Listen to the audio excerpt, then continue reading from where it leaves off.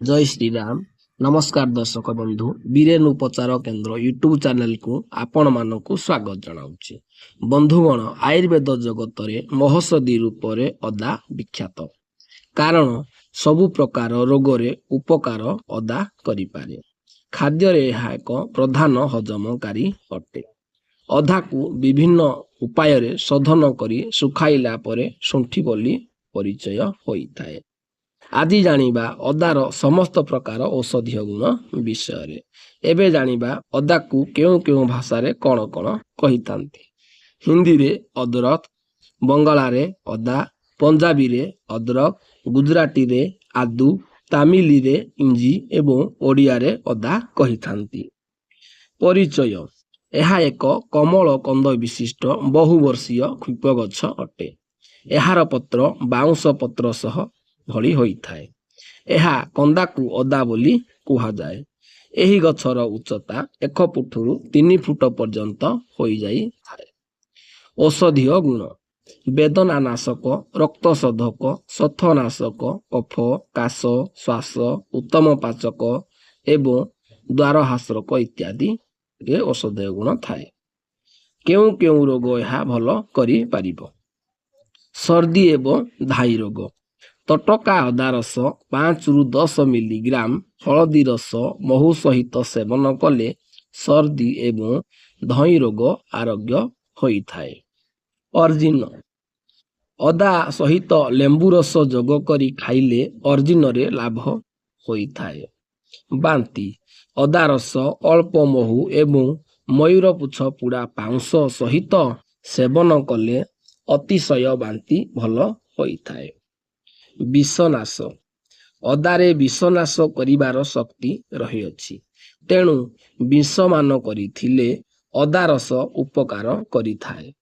ମୁଣ୍ଡ ବ୍ୟଥା: କ୍ଷୀର ସହିତ ଅଦା ରସ ମିଶାଇ ନାଶ ଭଳି ନାକରେ ଶୁଙ୍ଘିଲେ ମୁଣ୍ଡ ବିନ୍ଧା ମଧ୍ୟ ଭଲ ହୋଇଥାଏ। କଫ ନାଶ: ଅଦା ରସ ସହିତ ସୈନ୍ଧବ ଲବଣ ଏବଂ ତ୍ରିକୁଟ ଚୂର୍ଣ୍ଣ ଆକଣ୍ଠ ପାନ କଲେ ବା କଣ୍ଠରେ ଜମା ହୋଇଥିବା କଫ ବାହାରି ଯାଇ କଫ ନାଶ କରିଥାଏ। ଶ୍ୱାସ ଏବଂ କାଶ: ଅଦା ରସକୁ ମହୁ ସହିତ ଶ୍ୱାସ, କାଶ, କଫ ରୋଗରେ ଅନୁପାନ ଆକାରରେ ମଧ୍ୟ ଦିଆଯାଇଥାଏ। ବାନ୍ତି ଲାଗିବା: ଅଦା ରସ ସହିତ ପିଆଜ ରସ ମିଶାଇ ଖାଇଲେ ବାନ୍ତି ଲାଗିବା ଏବଂ ବାନ୍ତି ହେବା ଭଳି ରୋଗ ମଧ୍ୟ ଭଲ ହୋଇଥାଏ। କର୍ଣ୍ଣଶୂଳ: ଅଦା ରସ ଓ ରାଶି ତେଲକୁ ଗରମ କରି କାନରେ ପକାଇଲେ କର୍ଣ୍ଣଶୂଳ ଭଲ ହୋଇଥାଏ। ବୀର୍ଯ୍ୟ ବୃଦ୍ଧି: ଦରସିଝା କୁକୁଡ଼ା ଅଣ୍ଡା ଅଦା ସହିତ ଖାଇଲେ ବୀର୍ଯ୍ୟ ବୃଦ୍ଧି ମଧ୍ୟ ହୋଇଥାଏ।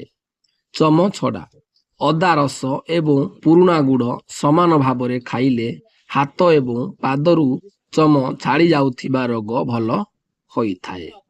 ଅରୁଚି: କଷି ତେନ୍ତୁଳି, ଅଦା, ସୈନ୍ଧବ ଲବଣ ମିଶାଇ ଚଟଣି କରି ଖାଇଲେ ଅରୁଚି ଭଲ ହୋଇଥାଏ। ତା ସହିତ ଭୋକ ନହେବା ଆଦି ମଧ୍ୟ ଭଲ ହୋଇଥାଏ।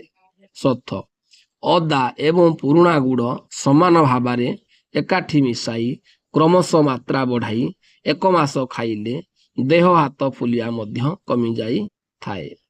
ପେଟ ରୋଗ: ଅଦା ରସ ଏବଂ କ୍ଷୀର ସମାନ ଭାବରେ ମିଶାଇ ଖାଇଲେ ଉଦର ରୋଗ ମଧ୍ୟ ଭଲ ହୋଇଥାଏ। ଲାଳ ଝାଡ଼ା: ଲାଳ ଝାଡ଼ା ରୋଗୀକୁ ଚିତ୍ କରି ଶୁଆଇ ତାର ନାଭିର ଚାରିପାଖରେ ବଟା ଅଁଳା ଗୋଟିଏ ମାଳ କରି ତାର ମଝିରେ ଅଦା ରସ ଦେଇ 5 ରୁ 10 ମିନିଟ ଶୋଇ ରହିଲେ ମଳତ୍ୟାଗର ପ୍ରବଳ ବେଗ କମିଯାଇଥାଏ। ଗୁଳ୍ମ: ସଦାକ୍ଷାର ଏବଂ ଅଦା ସମାନ ଭାବରେ କିଛି ଦିନ ଖାଇଲେ ଗୁଳ୍ମ ନାମକ ରୋଗ କମିବାରେ ସାହାଯ୍ୟ କରିଥାଏ।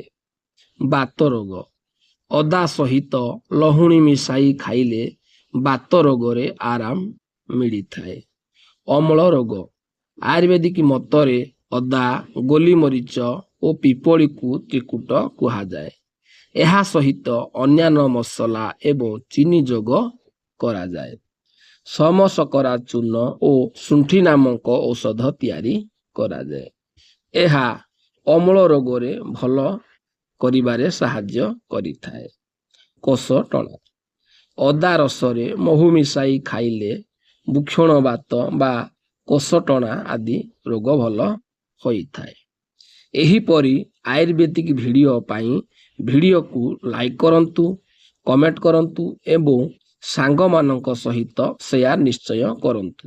ଯଦି ନୂଆ କରି ଦେଖୁଛନ୍ତି ତ ଚ୍ୟାନେଲକୁ ସବସ୍କ୍ରାଇବ୍ କରି ନିଅନ୍ତୁ। ଆଗାମୀ ଭିଡ଼ିଓରେ ଜାଣିବା ଶୁଣ୍ଠିର ଔଷଧୀୟ ଗୁଣ ବିଷୟରେ।